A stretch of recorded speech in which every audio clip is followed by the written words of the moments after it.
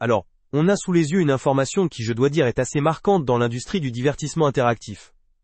On parle de la dernière collaboration entre Fortnite et Star Wars, mais celle-ci semble aller bien au-delà de ce qu'on a vu jusqu'à présent. Absolument.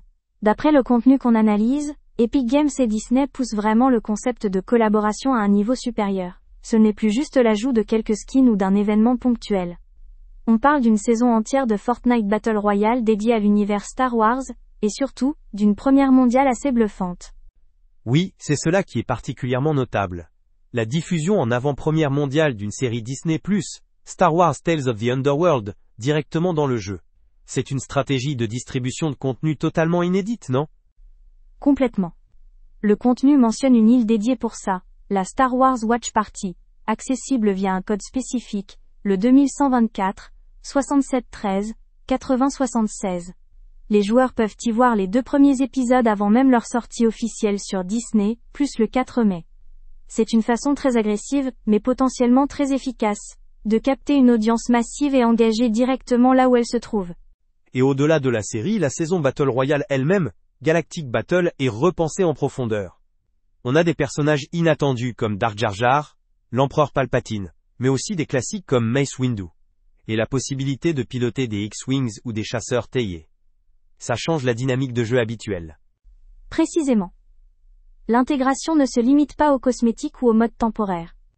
La carte est modifiée avec des zones thématiques, il y a des combats contre des vagues de Stormtroopers.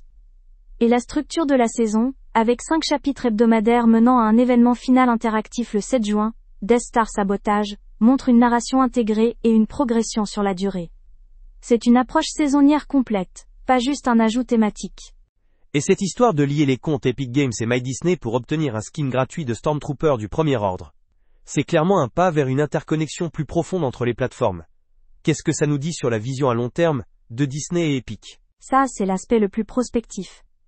Sean Shopto de Disney parle d'une nouvelle ère de divertissement numérique, et Adam Sussman d'Epic Games d'un avant-goût des expériences interactives et immersives à venir. Lier les comptes, c'est créer un pont direct entre l'écosystème de jeux d'Epic et le contenu de Disney. Ça ouvre la porte à des synergies futures, des promotions croisées, et potentiellement, à terme, une sorte de hub où les fans peuvent passer du jeu au streaming, et vice-versa, de manière fluide. C'est une stratégie de fidélisation et d'expansion d'audience mutuelle.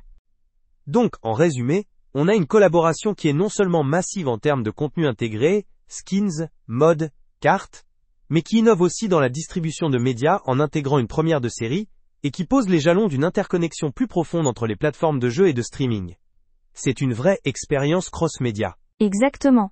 C'est un cas d'étude fascinant sur la convergence du jeu vidéo et du divertissement traditionnel. Fortnite se positionne de plus en plus comme une plateforme sociale et de contenu, pas juste un jeu Battle Royale.